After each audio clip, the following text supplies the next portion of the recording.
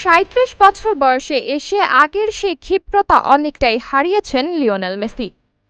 Copa আমেরিকাতে নিজের চেনা ছন্দে নেই এই আর্জেন্টাইন অধিনায়ক। ফাইনালে তাই মেসিকে পার্থক্য নির্ণায়ক হিসেবে দেখছেন না কলম্বিয়ার সাবেক ফুটবলার আদলফো ভ্যালেন্সিয়া।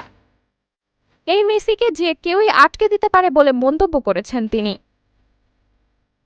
আর্জেন্টাইন সংবাদ মাধ্যম টিওয়াইসি স্পোর্টসকে দেওয়া এক সাক্ষাৎকারে কলম্বিয়ার এই সাবেক স্ট্রাইকার বলেন, আমরা জানি যে আর্জেন্টিনা কঠিন প্রতিপক্ষ, বিশ্ব চ্যাম্পিয়ন, কোপা আমেরিকা চ্যাম্পিয়ন, কিন্তু কলম্বিয়ার এই ছেলেরা খুবই আত্মবিশ্বাসী। এই মেসি আর সেই মেসি নেই যাকে আমরা বার্সেলোনায় দেখে অভ্যস্ত ছিলাম, যিনি ৬-৭ জনকে কাটিয়ে ঢুকে যেতেন। তিনি গতি হারিয়েছেন, কয়েক বছর ধরে শক্তি হারিয়েছেন। ভ্যালেন্সিয়া বলেন, এই মেসিকে এখন যে কেউ আটকে দিতে পারে।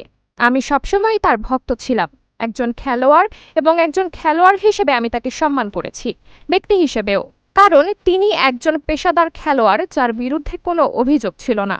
আমি তার ভক্ত। ফাইনালে বর্তমান চ্যাম্পিয়ন আর্জেন্টিনার চেয়ে কলম্বিয়াকেই এগিয়ে রাখছেন ১৯৯৩ সালে বিশ্বকাপ বাছাই পর্বে আর্জেন্টিনাকে বিধ্বস্ত করে ৫-০ গোলে জয় তুলে নেওয়ার অন্যতম নায়ক ভ্যালেন্সিয়া। বাংলাদেশ সময় সোমবার ১৪ জুলাই সকাল ৬টায় কোপা আমেরিকার ফাইনালে মুখোমুখি হবে আর্জেন্টিনা ও কলম্বিয়া। সাবরিনা জলিল, সবার কথা।